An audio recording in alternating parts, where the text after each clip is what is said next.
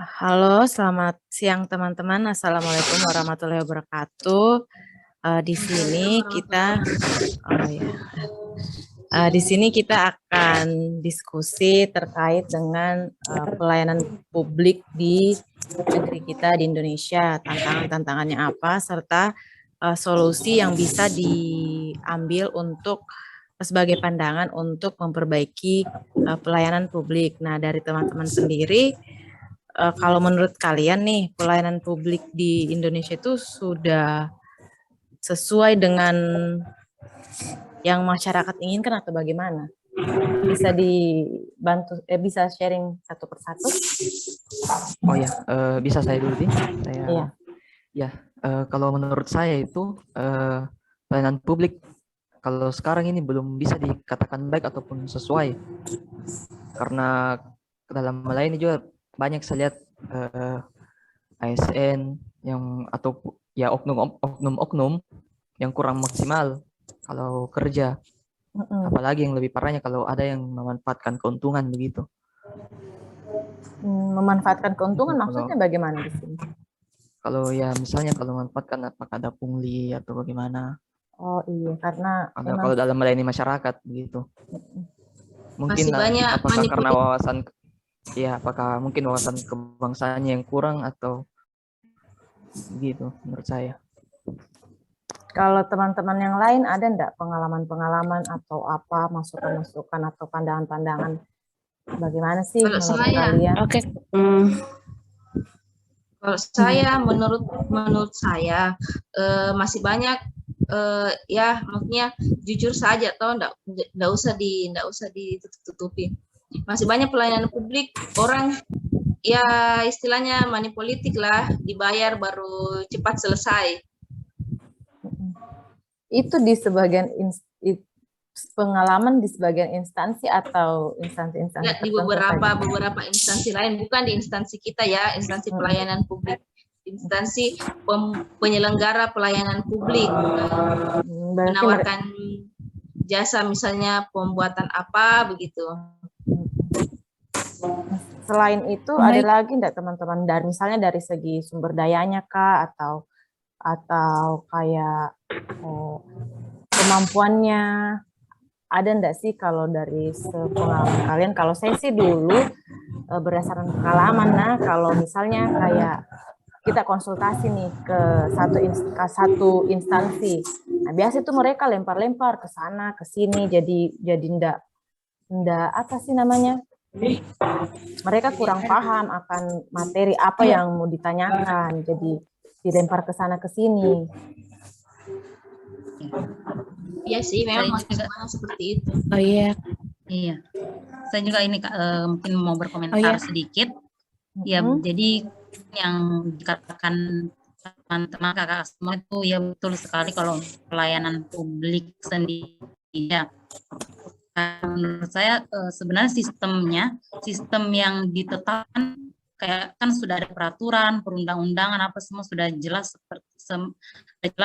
diatur seperti ini. Tapi ya mungkin seperti yang dikatakan tadi saudara Kevin, ada oknum yang memanfaatkan beberapa kesempatan untuk dapat memperoleh keuntungan baik pribadi ataupun juga keuntungan untuk kelompoknya, dan akhirnya hal itu yang membuat pelayanan publik kita jadi terkesan kayak banyak pungutan liar, terkesan di persoalannya kita itulah mungkin ada istilah yang booming yang pasti teman-teman sudah tahu, orang kan dipersulit kenapa harus dipermudah. Jadi kayak mungkin itu lahir karena adanya oknum-oknum yang memanfaatkan kesempatan untuk memperoleh keuntungan pribadi dari pelayanan publik yang ada.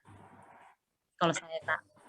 Iya, kalau KBK saya, kalau menurut saya itu pelayanan publik yang ada di Indonesia ini masih kurang optimal. Karena seperti kemarin kan masa-masa pandemi itu ada bantuan dari pemerintah. Nah, di situ banyak bantuan yang tidak sampai kepada masyarakat yang lebih membutuhkan. kemarin ada contoh kasusnya itu, tidak usah disebutkan di mana, Iya. bantuannya itu tidak sampai ke masyarakat. Seperti itu. Jadi bantuannya itu menumpuk saja di situ tapi tidak disalurkan. Iya. Iya. Nah, itu kan tadi permasalahan-permasalahan. Ada lagi nggak teman-teman yang lain yang mau menambahkan? Ya, kalau yang saya lihat juga yang dapatkan di lapangan itu banyak juga masyarakat yang sudah mulai malas mengurus di kantor-kantor pelayanan masyarakat begitu, kantor-kantor pemerintah, karena faktornya itu yang saya lihat di lapangan karena sistem yang ribet. Jadi mungkin perlu kalau misalnya kedepannya kita ini yang sudah jadi pengambil kebijakan, mungkin bagus ya kalau sistem kepengurusan atau perizinan apapun itu ya jangan dibuat ruwet atau ribet sekali begitu. Karena yang ada selama ini sangat-sangat ribet memang saya lihat sistem kepengurusan. Terlalu banyak ini di dokumen-dokumen persyaratan yang harus dipenuhi sama alurnya juga terlalu panjang. Yang sebenarnya tidak perlu dokumennya. Karena pasti seperti dokumen-dokumen kependudukan begitu kan pasti sudah ada begitu di pemerintahan. Jadi bagus ya mungkin kalau saya sistem satu data begitu. Iya. Jadi by online langsung disubmit ke instansi yang berkaitan ya. Iya. Nah, itu kan tadi pandangan kita terkait dengan potret pelayanan publik nih. Nah, kalau untuk tantangan-tantangannya sendiri di era milenial kayak sekarang, kalau menurut teman-teman itu kayak bagaimana? Saya berkomentar sedikit. Iya. Kalau masalah berbicara mengenai tantangan itu kan ada dua. Ada tantangan yang datangnya dari internal, ada tantangan yang datangnya dari eksternal. Nah, kalau dari internal itu di lingkungan instansi itu sendiri.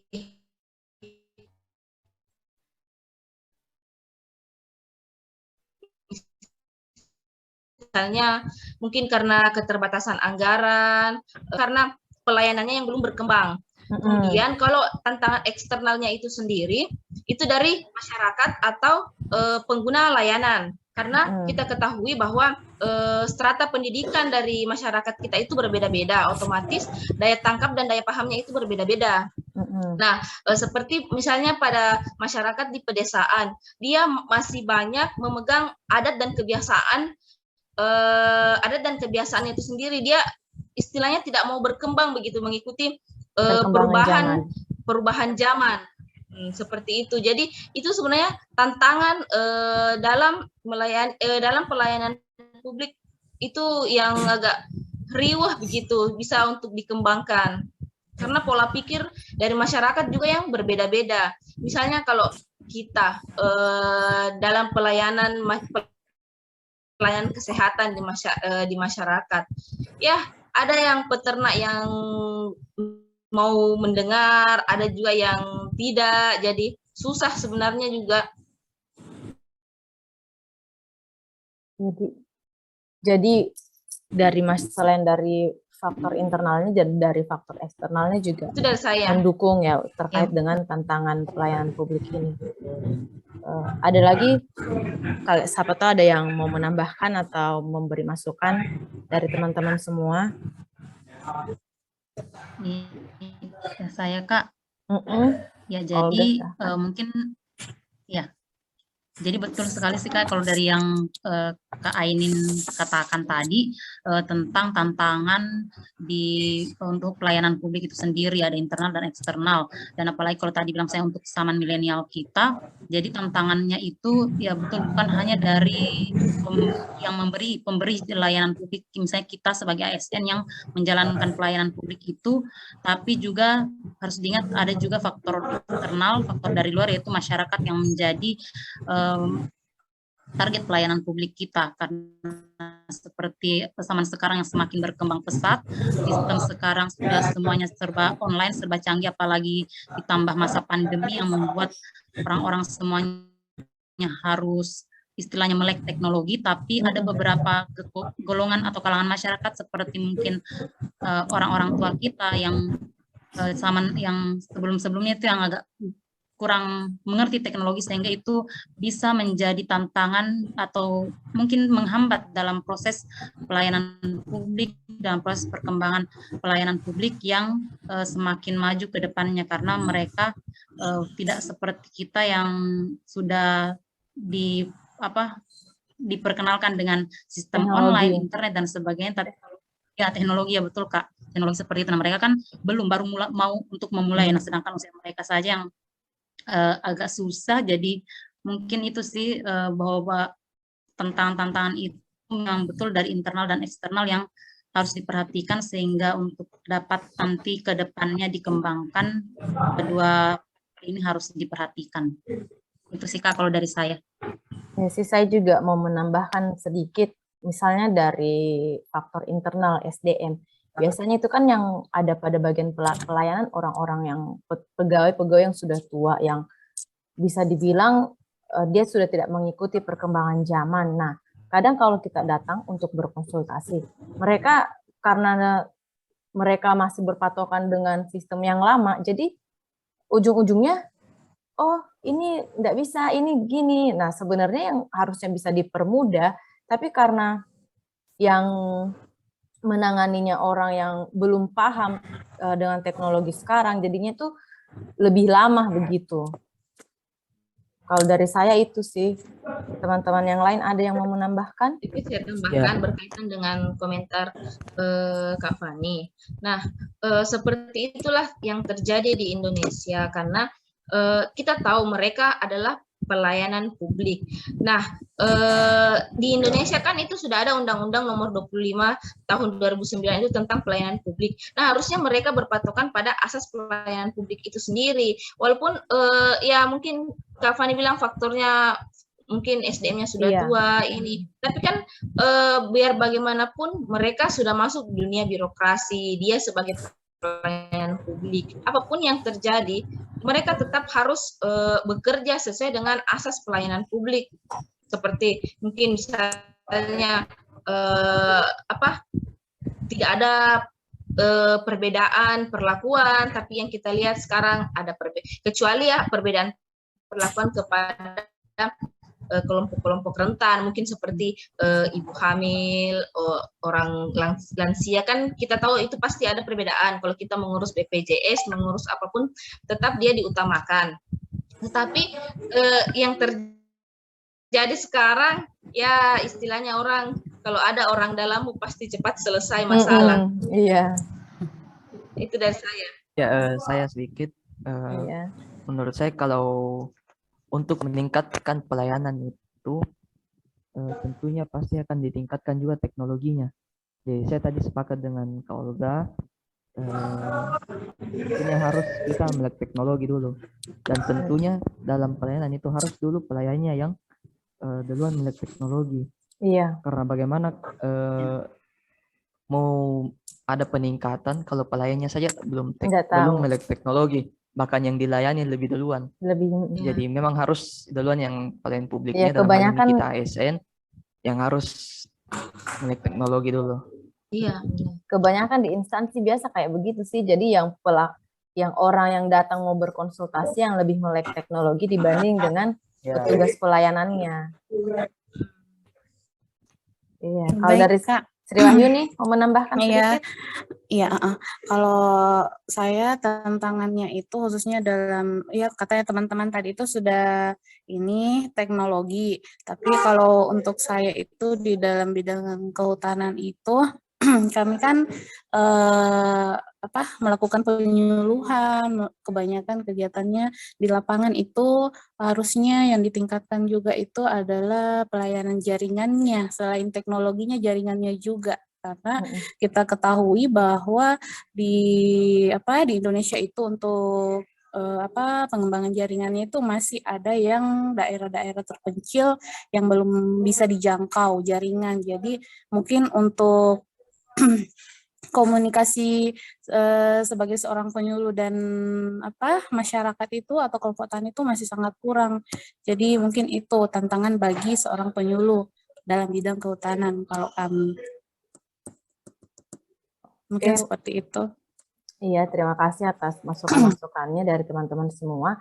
Apakah masih ada lagi yang mau memberikan masukan atau tanggapan-tanggapan terkait dengan tantangan pelayanan publik di era milenial ini? Tambahan lagi Kak, ini saya mau berkomentar lagi sedikit. Ya, jadi mungkin terkait dari pernyataan Kak Sri Wahyuni juga bahwa kan kalau kita ya kehutanan ataupun kita dokter hewan, kita kan pelayanan kita ke peternak yang biasanya itu di desa-desa yang cukup jauh dari perkotaan. Nah, ini juga bisa menjadi salah satu tantangan kita, yaitu akses menuju ke lokasi tersebut. Sehingga yang menjadi tantangan juga di sini adalah infrastruktur dari daerah tersebut yang masih kurang memadai, sehingga bisa menghambat pelayanan publik yang ingin kita berikan kepada masyarakat karena kendala dari misalnya jalan yang kurang baik ataupun akses kendaraan di sana yang tidak memadai, sehingga akhirnya itu bisa menjadi faktor penghambat kita dalam menjalankan pelayanan publik kepada masyarakat. Itu sih Kak kalau saya tambahan untuk tantangan. Nah, itu kan tadi kita sudah membahas tentang tantangan-tantangan pelayanan publik, banyak tuh dari segi SDM, dari segi fasilitas, semuanya berpengaruh. Nah, kalau menurut kalian apa sih solusi yang bisa diambil untuk mengatasi tantangan-tantangan agar pelayanan publik itu ke depannya lebih bagus? Selain kita harus memperbaiki sumber daya manusianya, misalnya dengan apa sih pelayanan publik itu diberikan pelatihan-pelatihan, bagaimana sih cara melayani yang baik, terus fasilitasnya diperbaiki. Nah, selain itu kalau menurut teman-teman ada lagi nggak yang perlu diperbaiki untuk meningkatkan kualitas pelayanan publik? Saya komentar sedikit. Iya, boleh, silahkan Aini. Mungkin menurut saya salah satunya itu ya penambahan sumber daya manusia di beberapa daerah yang memang membutuhkan.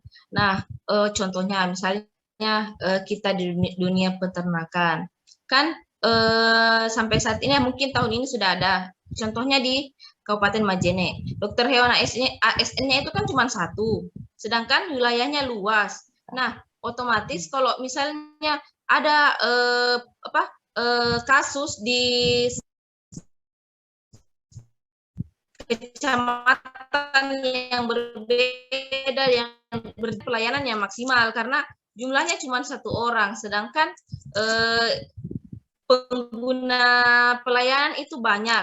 Jadi ya salah satunya juga itu harus ada penambahan SDM dulu, tapi ya itu penambahan SDM yang mampu bekerja sesuai dengan fungsinya, mampu memberikan pelayanan yang baik, bukan asal-asalan.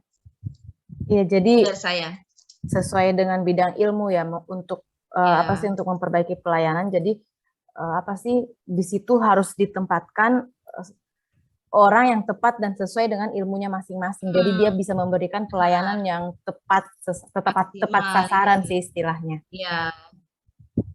Ya, kalau dari teman-teman yang lain ada lagi enggak tambahan-tambahan atau masukan-masukan? Ya, saya sedikit menambahkan. Kalau saya solusinya itu yang pertama itu saya sepakat tadi dengan Kak Ainin. Tentunya tentang SDM, kesiapan SDM.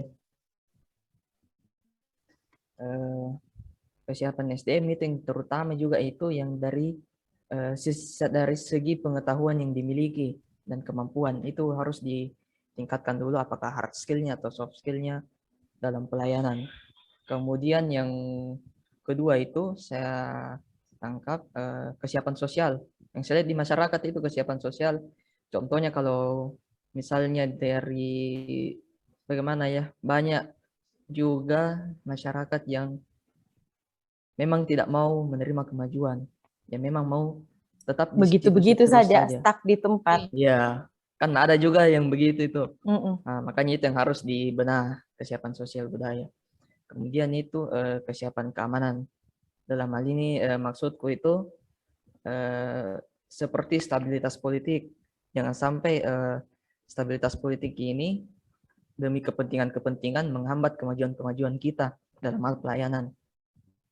Kemudian itu yang, ini juga satu, kesiapan ekonomi. Karena banyak juga yang tidak bisa mengakses teknologi karena tingkat ekonominya rendah. Kesiapan ekonomi dulu. Ditingkatkan dulu taraf ekonominya. Itu saja dari saya. Kalau dari Olga dan Sri Wahyuni ada yang mau ditambahkan? Ya, saya Kak, tunggu sebelumnya, apa suara saya jelas di situ, Kak? Jelas. Putus. Oh ya. Oke. Jadi kalau saya tambahkan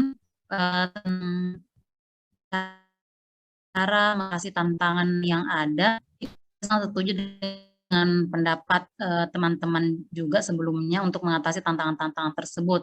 Dan kembali lagi yang seperti saya katakan sebelumnya bahwa pelayanan publik yang ada di Indonesia itu sebenarnya sistemnya sudah baik, sudah ada undang-undang yang mengatur tentang itu, tapi penerapannya yang masih kurang. Jadi kalau menurut saya juga untuk mengatasi tantangan-tantangan yang ada, penegakan hukum, penegakan peraturan itu harus dikencangkan lagi, harus dimaksimalkan lagi sehingga istilahnya kayak pengawasan dari pemerintah untuk pelayanan publiknya kita itu harus diperketat lagi sehingga dapat oknum-oknum yang bekerja selama ini yang memanfaatkan keuntungan itu bisa istilahnya apa ya, kayak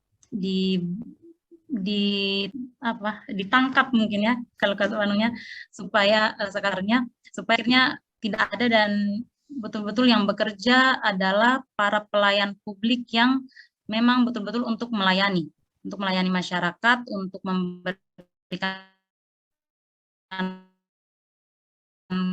meningkatkan kesejahteraan masyarakat. Dan mau katakan sebenarnya itu kembali lagi ke pribadinya kita, istilahnya pemahaman apa ya kan, kalau seperti itu orang biasa melakukan tindakan yang tidak sesuai aturan karena ya mungkin dari kurang. Jadi kita kalau kembali ke diri kita masing-masing, ke pribadi kita harus meningkatkan ketakwaan kita, keimanan kita kepada Tuhan, sesuai dengan agama kita masing-masing, sehingga kita betul-betul memiliki benteng untuk dapat melakukan job sesuai dengan fungsinya, karena pekerjaan kita itu kan adalah seperti itu. Jadi supaya betul-betul maksimal kita kerjakan pelayanan publik yang ada. Itu sih Kak kalau dari. Oke. Halo? Iya, halo. Dari masih ada lagi yang mau ditambahkan? Oh ya, mungkin sedikit dari saya. Kalau betul tadi yang disebutkan Dr. Olga, penerapan hukum itu yang harus betul-betul dimaksimalkan, karena kita lihat sekarang di Indonesia itu masih banyak pelayanan-pelayanan dari masyarakat, dari pemerintah ASN itu yang kurang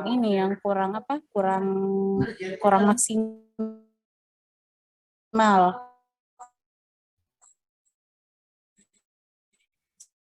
Jadi perhatikan sebagai ASN itu harus memahami betul-betul tugas dan kewajibannya. Seperti itu mungkin dari saya. Saya ada tambahan. Ya, boleh Aini. Nah, sebenarnya itu tantangan kita juga, masalah aturan. Kalau berbicara masalah aturan, itu sebuah tantangan besar. Karena sekarang ini kita lihat kerap kali itu aturan hanya sebagai dokumen saja. Karena kita lihat, kita selalu memberi aturan demi aturan, himbauan demi himbauan, itu semuanya. Buktinya, mungkin salah satu contohnya, aturan menggunakan, padahal itu kan selalu dihimbau, selalu disosialisasikan juga, tapi masih banyak yang melanggar aturan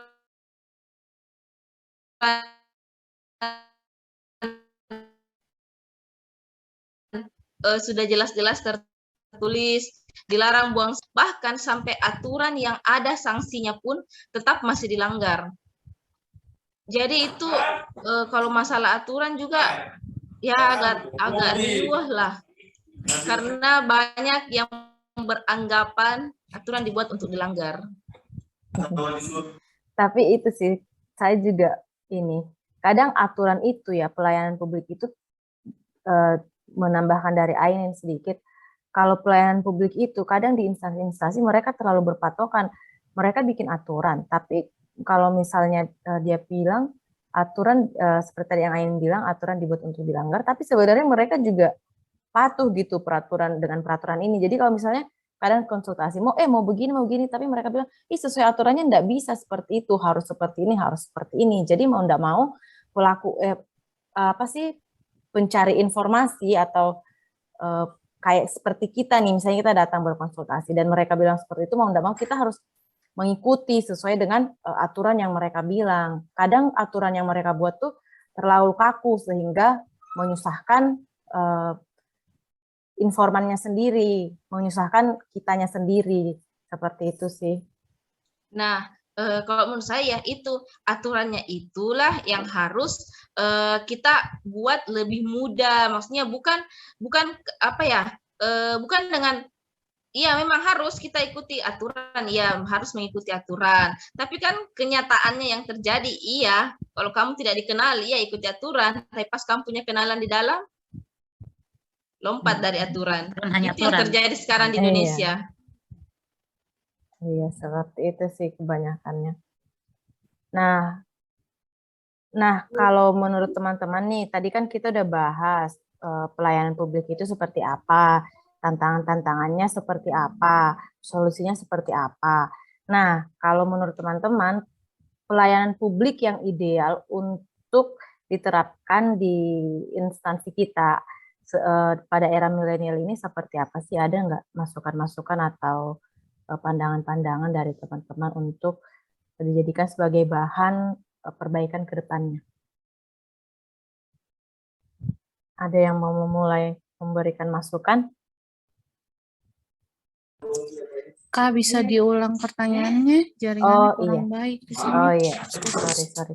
Jadi pertanyaannya itu, menurut kalian layanan publik yang ideal di era milenial sekarang seperti sekarang ini yang bagus itu seperti apa, dan enggak pandangan-pandangan dari teman-teman semua atau masukan-masukan bagaimana sih seharusnya kita berperan sebagai pelayan publik yang baik dan ideal, yang bisa memberikan pelayanan yang mandiri dan maksimal. Ada enggak teman-teman? Saya boleh menambahkan? Ya boleh, disilahkan. Ya. Kalau saya yang idealnya sekarang itu yang dia lebih bagaimana nih? Dia lebih memudahkan lah. Dan dia lebih memudahkan kalau bisa ya layanannya jangan harus datang lagi ke kantor, harus antri untuk dilayani begitu. Jadi di tapi sini ya tentunya kembali lagi harus kembali melek teknologi lagi pelayannya dan masyarakatnya. Itu saya. Berarti lebih kalau dari Kevin lebih online di apa sih pelayanan tuh kalau bisa online saja. Jadi berbasis online. Berbasis online dan tentunya harus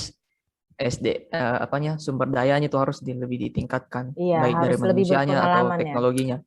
Iya benar-benar. Berarti tapi kalau sekarang kayaknya banyak anak-anak sudah lebih pintar main teknologi, jadi ya bisalah diajar bapaknya. Kalau kan saya dengar terakhir untuk pengurusan KTP juga katanya nanti sudah online. Nah, sudah tidak dalam bentuk kartu lagi, tapi dalam bentuk hasil scan online begitu. Di-print. Bisa di-print. Kartunya sih dalam online yang kayak BPJS itu yang di aplikasi BPJS seperti itu. Katanya KTP juga nanti sudah bisa seperti itu. Kan itu sudah ada peningkatan kan lebih ke berbasis online. Berbasis digital. Tidak perlu lagi antri-antri. Iya. Iya, karena kalau saya lihat sebenarnya perkembangan teknologi Indonesia sebenarnya cepat sekali. Cuma sumber dayanya yang tidak siap, sumber daya manusianya, makanya teknologinya tidak terlalu Iya, masif di kalangan masyarakat. iya. Padahal kalau itu teknologi sudah dijalankan, lebih mudah sih pekerjaannya itu, sumber daya itu sendiri.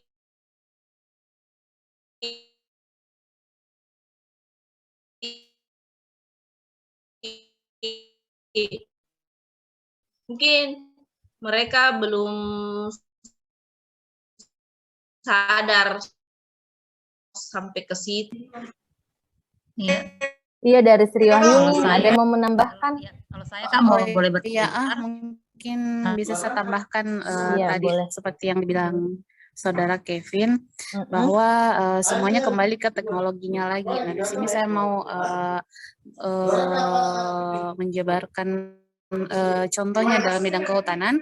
Itu seperti kita membuat website tentang pemasaran hasil hutan bukan kayu seperti madu, durian, apa boleh secara online, dan durian itu bisa diolah menjadi pancake atau apa. Kemudian untuk memudahkan memudahkan komunikasi kita dengan warga atau kelompok tani itu baiknya kita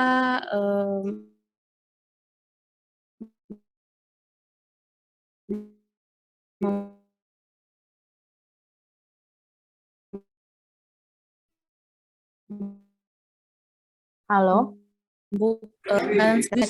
Ya, halo. Sinyal lagi jelek ya? Baik, lanjut Sri Wahyuni, maaf, lanjut. Oh, iya ya. Jadi saya tambahkan lagi yang dibilang tadi Kevin itu sudah betul. Sekarang itu baiknya itu teknologi, contohnya itu pelayanan yang ideal itu seperti membuat website online untuk pemasaran hasil hutan bukan kayu, itu lebih memudahkan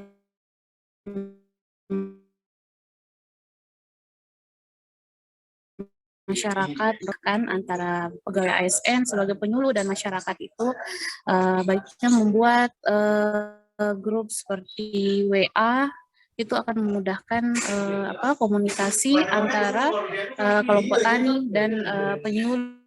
Nanti ke depannya kegiatan-kegiatan yang akan dilaksanakan itu bisa berjalan dengan baik seperti itu dan memudahkan masyarakat juga. Mungkin itu dari saya.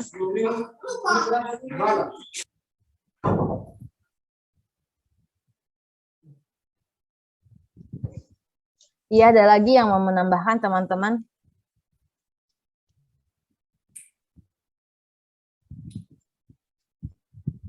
Ada yang mau menambahkan lagi?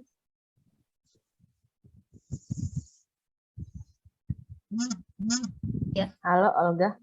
Ya. Halo. Iya, iya. Apa suara saya terdengar jelas, Kak? Iya, terdengar. Silahkan.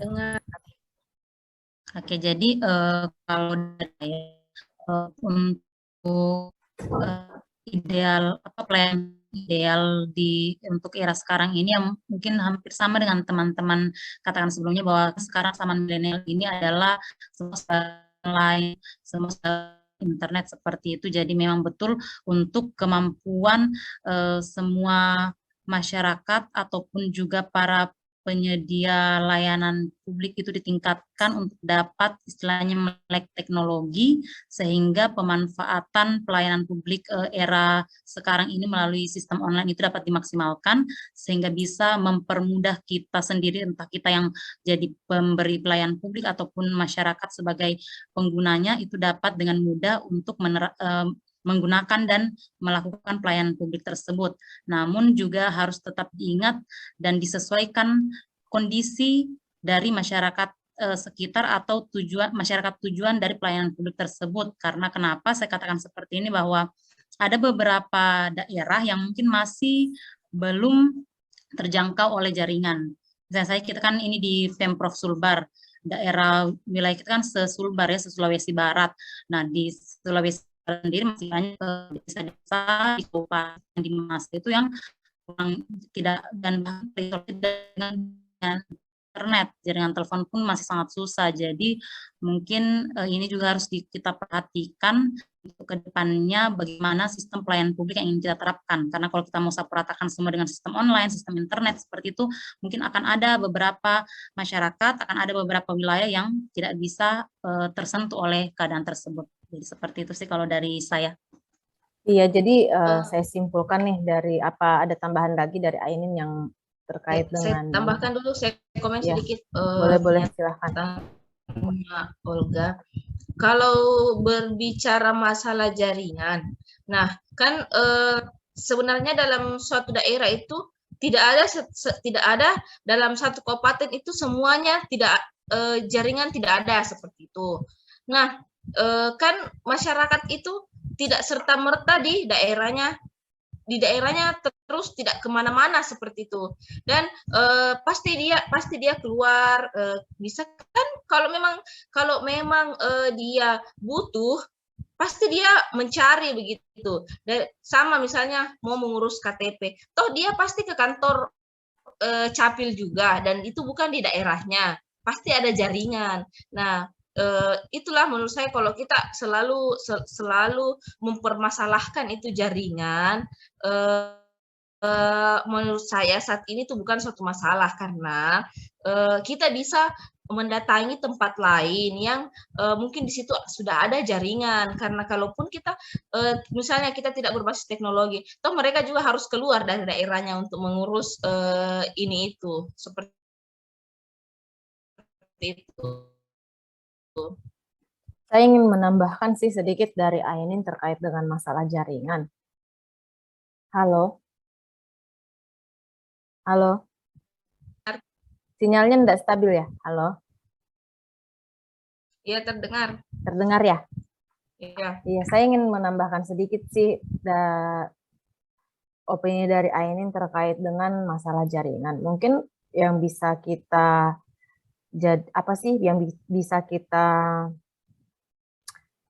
jadikan solusi untuk masalah jaringan ini, yaitu nggak apa-apa pelayanan masih manual untuk daerah-daerah tertentu dengan keterbatasan jaringan. Akan tetapi persyaratan terkait dengan pelayanan itu sendiri, misalnya orang mau mengurus akte kelahiran atau KTP atau apalah itu dan sejenisnya. Nah, mungkin persyaratannya bisa diringkas dan tidak dipersulit, dan SDM yang menangani masalah itu harus lebih ditingkatkan kompetensinya. Jadi orang yang datang berkonsultasi istilahnya tidak membuang-buang waktu lah, begitu langsung datang konsultasi, dilayani dengan baik, outputnya juga ada ke orang yang datang konsultasi itu. Jadi untuk daerah-daerah terpencil mungkin bisa diterapkan hal-hal seperti itu. Tapi kalau misalnya pemerintah bisa mengupayakan misalnya daerah-daerah tersebut terjangkau oleh jaringan, ya lebih bagus kalau penerapan pelayanan publiknya itu berbasis internet atau by online. Jadi bisa real time. Kalau dari saya sih seperti itu. Begini, saya rasa untuk daerah yang bermasalah dengan jaringan, tapi kan daerah tersebut pasti ya untuk jaringan internet itu mungkin susah, tapi kan jaringan telepon kayaknya saya rasa sudah tidak ada daerah yang sudah tidak bisa menelpon. Nah,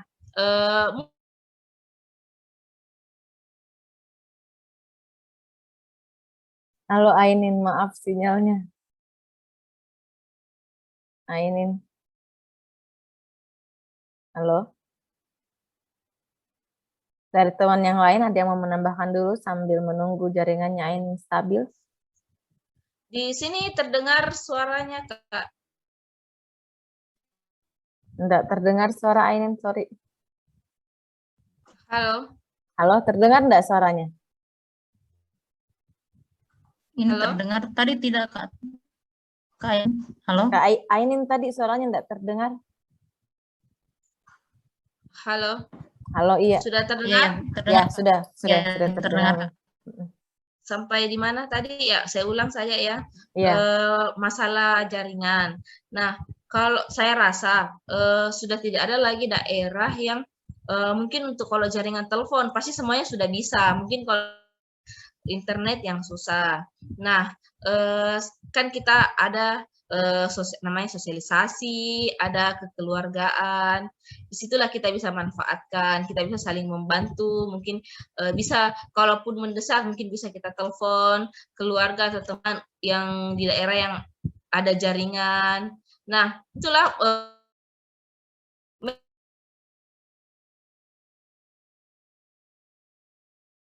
ini suaranya tidak terdengar. Online. Putus-putus lagi ya? Iya, putus-putus.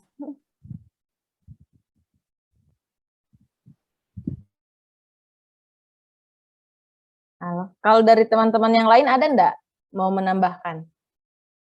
Kalau saya Kak, ya jadi mungkin ya sih yang saya setuju dengan Kak Ainin bahwa yang saya katakan sebelumnya bahwa memang ada beberapa, kalau saya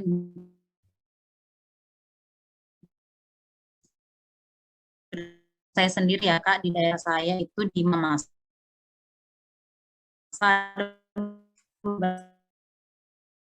proses untuk kembang teknologinya apa istilahnya betul-betul tidak dilakukan, mungkin secara bertahap, dan itulah tadi seperti yang jadi alasan ya bilang, untuk tidak dilakukan. Iya, bukan jadi kayak yang dibilang ya, mungkin awal bisa dengan sosialisasi dulu, datang langsung, tapi sembari juga diupayakan untuk supaya nanti sistem secara online pun nanti di sana bisa diterapkan, mungkin dibantu juga untuk fasilitas internetnya di sana seperti apa supaya bisa diakses oleh ada internet di daerah tersebut, dan akhirnya warga di sana pun bisa merasakan proses pelayanan publik yang lebih mudah melalui sistem internet begitu, Kak. Iya, saya pengen menambahkan sih sebenarnya bukan dari pemerintah sendiri nih. Kadang juga ada nih beberapa pemerintah yang sudah menerapkan sistem konsultasi online dan pelayanannya itu by online. Tapi kadang sistemnya pemerintah itu juga down, servernya down. Jadi kita sebagai pengguna jasa atau pengguna jasa kesulitan untuk mengakses servernya si pemerintahan itu. Ini sih pengalaman pribadi ya, soalnya pernah waktu saya kerja di swasta seperti itu. Jadi ini di kota ini, jadi sinyal bagus, terus koneksi juga bagus. Tapi pada saat kita mau mengajukan perizinan, nah ternyata yang bermasalah itu server dari pemerintahnya. Nah itu baiknya juga kalau hal-hal seperti itu menjadi perbaikan untuk pemerintah. Jadi bukan cuma dari kita saja, tapi dari pemerintah sebagai pemberi layanan juga harus lebih memperhatikan hal-hal seperti itu agar pelayanannya lebih maksimal.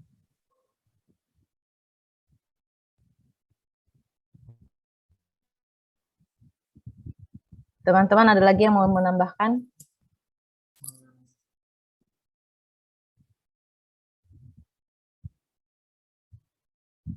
Halo teman-teman. Enggak kedengaran ya? Kedengaran. Oh, kedengaran. Ada lagi yang mau menambahkan terkait dengan pelayanan publik ideal yang harus diterapkan di era milenial ini menurut pandangan dari teman-teman sendiri? Kalau misalnya nggak ada, kita lanjut nih ke topik lanjut selanjutnya. Saja karena mungkin sudah satu suara ini, layanan idealnya itu berbasis online. Oke, sip. Jadi sepakat ya kalau menurut kelompok kita layanan ideal berbasis online. Oke deh. Terus generasi milenial semua di sini masalahnya. Oke, berarti berbasis online dan internet by website. Ya. Oke, kalau untuk pengalaman sendiri nih, baik sebagai pengguna jasa ataupun pemberi jasa, ada enggak teman-teman yang mau sharing-sharing pengalamannya sendiri terkait dengan bagaimana sih pelayanan publik yang diterima atau yang diberikan? Kalau ada dipersilahkan, ganti-gantian jadi apa-apa. Satu saja, Kak. Ya, coba dipersilahkan. Siapa yang mau bicara duluan ini? Saya ini saja, karena kebetulan saya yang on mikrofonnya. Oke, silahkan Ainin dipersilahkan. Sebagai penerima layanan dulu, pengguna jasa. Waktu buat kakak baru sama KTP, ya itu ribet, antri, terus prosesnya lama, 2 minggu baru selesai. Nah, itu kan karena masih manual. Iya. Belum lagi ada yang karena kan kebetulan saya waktu itu pindah lokasi. Prosesnya itu ada yang terlewati, maksudnya sudah tidak di ini lagi. Kalau yang baru membuat KTP itu, yang lama itu yang antri itu di proses perekaman. Di situ lama. Kan kalau sudah berbasis online itu kan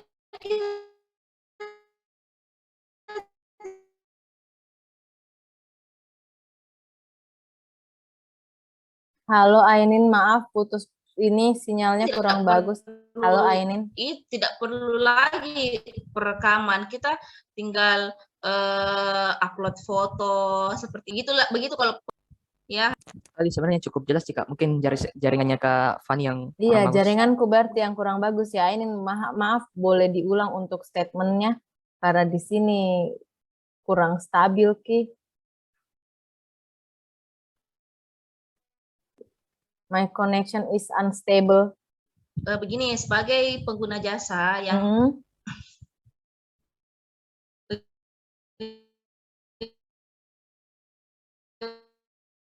gimana?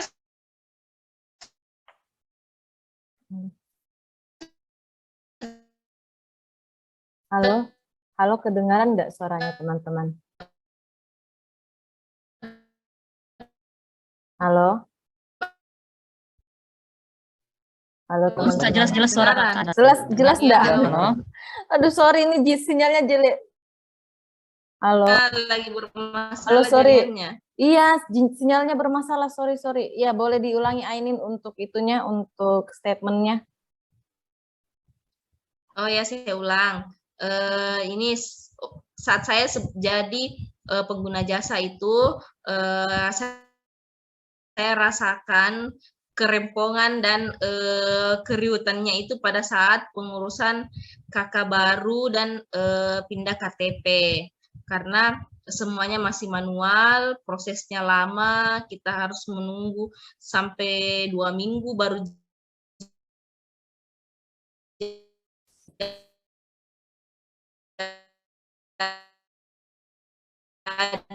seperti itu hari ini. Bagaimana Kak, terdengar? Iya terdengar, tapi ya dan enggak apa-apa, agak putus-putus tapi enggak apa-apa. Sorry, sinyal di sini lagi enggak stabil. Padahal sudah pakai modem.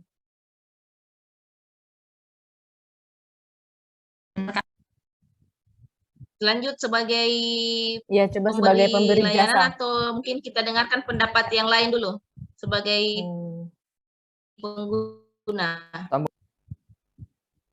Iya boleh Kevin, dipersilakan. Kalau sebagai pemberi layanan di bidang profesi kita, di bidang profesi saya dokter hewan, biasanya kita memberikan layanan ke masyarakat pengobatan.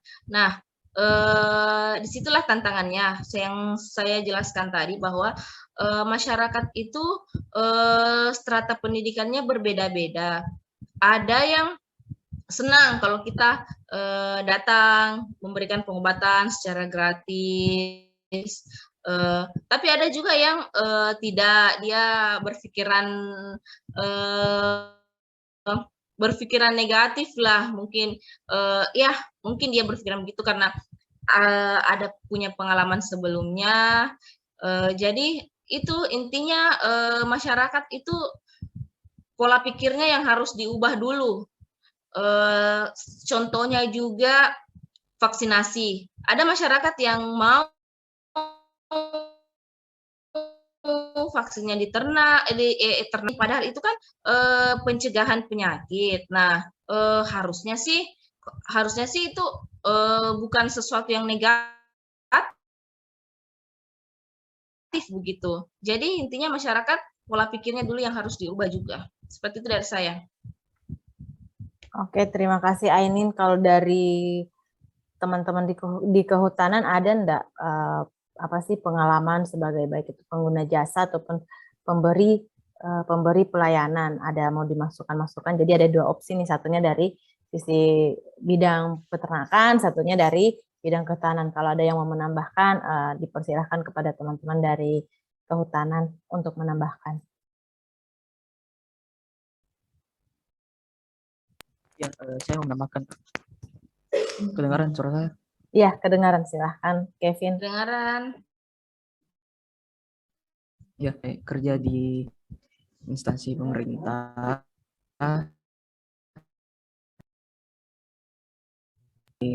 Kami kalau sebelumnya itu kalau kami masuk lapangan, saya waktu kerja di Kementerian Kehutanan itu, kalau kami masuk lapangan itu pengambilan datanya waktu itu masih manual, gitu. Pelaporannya juga manual. Jadi tidak semua orang bisa akses. Ya misalnya kita masuk ke desa, desa juga kan berhak tahu apa-apa potensi dalam hutannya.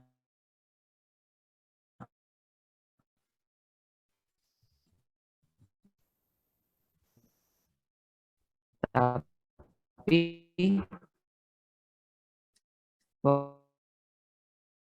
Halo.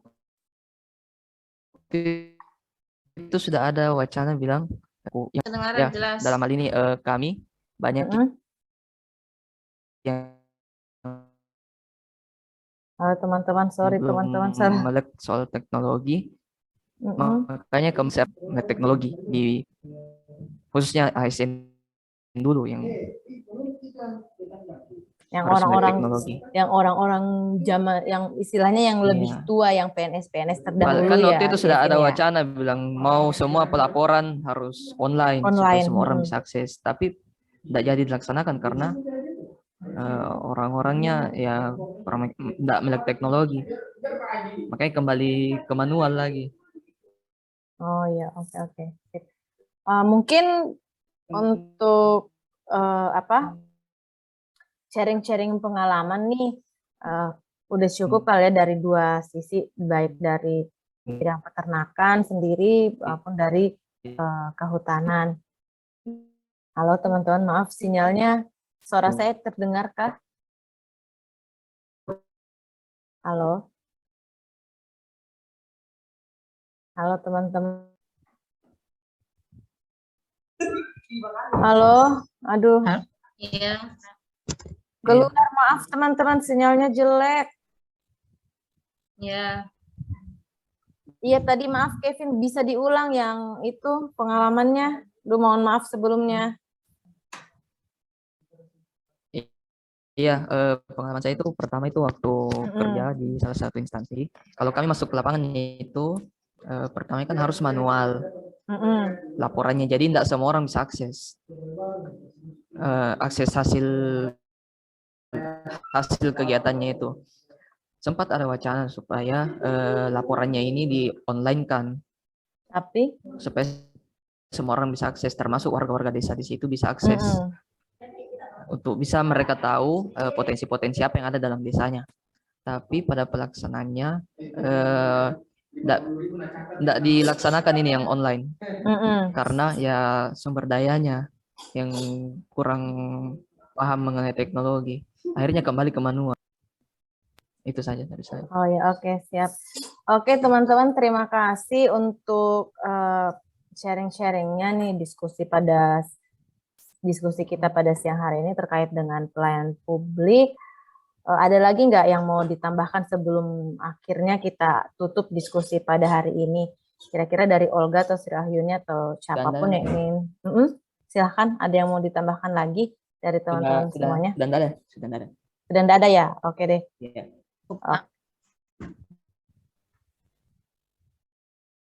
Terima kasih teman-teman atas diskusi kita pada siang hari ini.